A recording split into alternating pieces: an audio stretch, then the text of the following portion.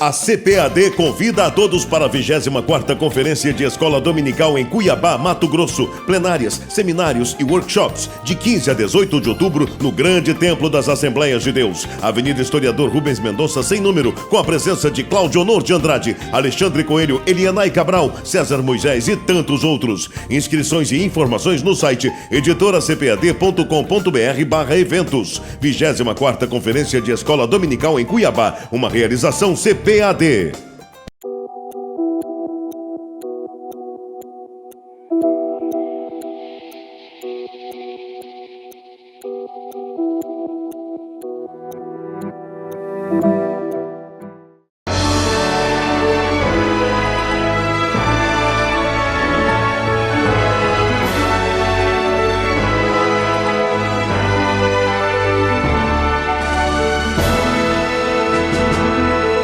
Subsídios.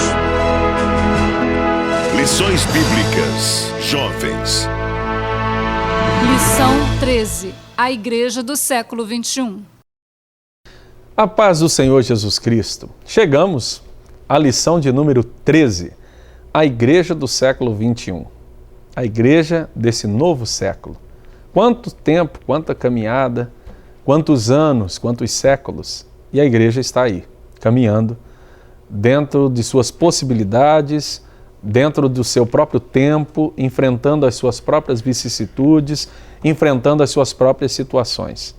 É interessante refletir, olhar para trás e verificar quantas lições a história pode nos legar.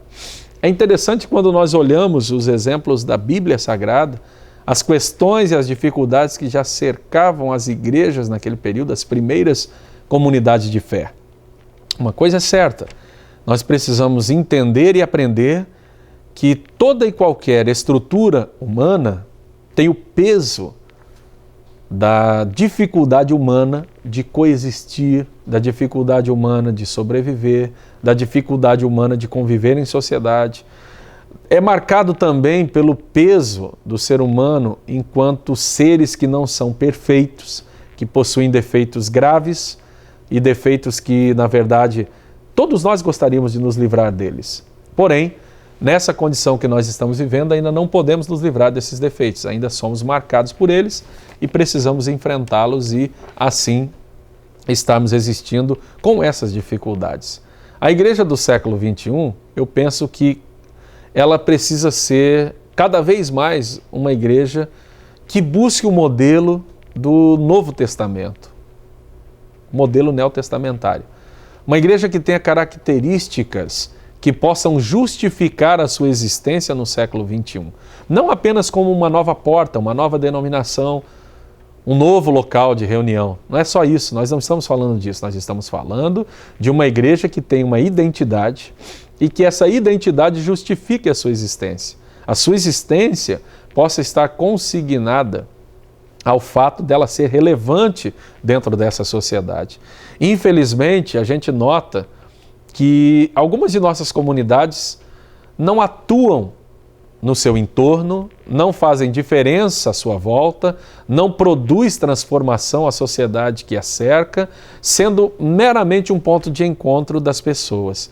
E esse tipo de igreja, dentro desse novo século, já está sendo cada vez mais desprezada e esquecida porque há uma desconfiança também, de certa forma, que cerca a religião. Mesmo que as pessoas busquem espiritualidade, mas a religiosidade institucional tem sido vista com muita desconfiança nesse tempo. As pesquisas do IBGE apontam as grandes dificuldades que existem dentro dessa área. Então é preciso que nós resgatemos a dimensão comunitária da igreja. Aquela dimensão que mostra que somos irmãos, aquela dimensão que mostra que somos dependentes uns dos outros, aquela dimensão que mostra que somos necessitados uns dos outros, que estamos prontos a estender a mão ao nosso semelhante, a ajudá-lo, a dar forças, a colocar o nosso ombro debaixo de sua cruz e assim ajudarmos a levar adiante. A igreja do século XXI precisa ser uma igreja que se destaca pela sua relevância para a sociedade à sua volta.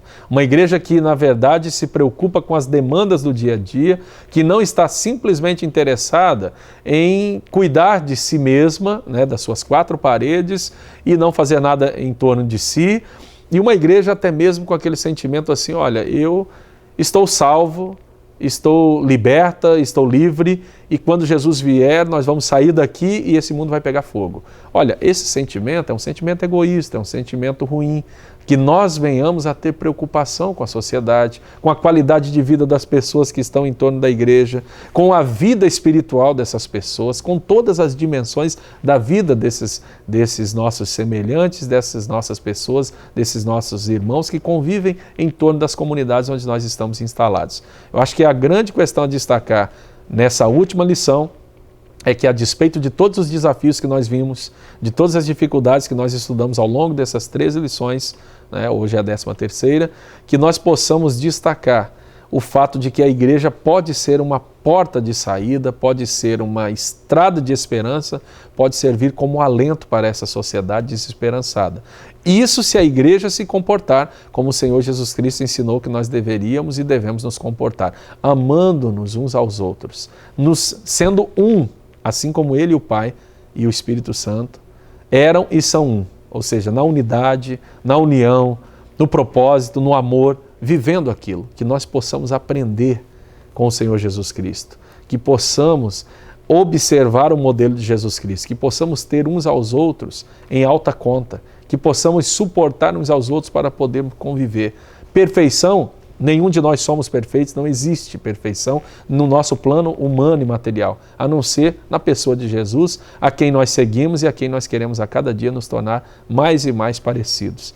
Que essa lição seja na verdade, uma grande oportunidade, um grande momento que você possa destacar a oportunidade que nós temos e o dever também de nos comportarmos cada vez mais como Jesus Cristo, cada vez mais como o Senhor Jesus, vivendo uma vida parecida com a dele, semelhante a dele, valorizando aquilo que o Pai colocou para nós fazermos, que é administrar o mundo à nossa volta, remir o mundo à nossa volta, de forma a levar o seu Evangelho e a viver esses valores do Evangelho entre nós e entre as pessoas que nos cercam.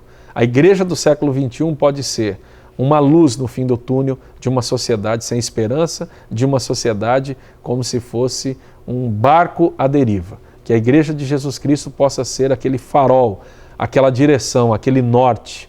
Mas isso é se de fato nós seguirmos o Evangelho de Jesus. E é isso que nós queremos seguir. A juventude da igreja precisa de um propósito pelo qual viver, precisa de uma missão para a qual se entregar a sua vida e dirigir todos à sua disposição, seus projetos a isso. Nós temos pessoas maravilhosas, pessoas que estão se preparando profissionalmente, que podem fazer muito no reino de Deus, sem necessariamente serem pregadoras, sem necessariamente serem escritoras, ensinadoras ou cantoras, mas que possam ser pessoas relevantes na sociedade, nas suas respectivas áreas profissionais, seja em qual for o campo, que elas possam ser relevantes e possam ser atuantes para a glória e honra do nome de Jesus. Muito obrigado, foi um prazer e uma alegria ter contado com você durante todo esse trimestre. Que Deus te abençoe, que você possa crescer em conhecimento, que a sua classe, que os seus alunos, que a sua escola dominical seja cada dia mais vibrante, seja uma bênção e que o aprendizado desse trimestre possa servir para produzir uma igreja que seja melhor em qualidade, para que o mundo possa perceber o que significa viver os valores do reino de Deus na prática e não somente na teoria. Muito obrigado, foi muito bom estar com você durante esse trimestre. Deus te abençoe.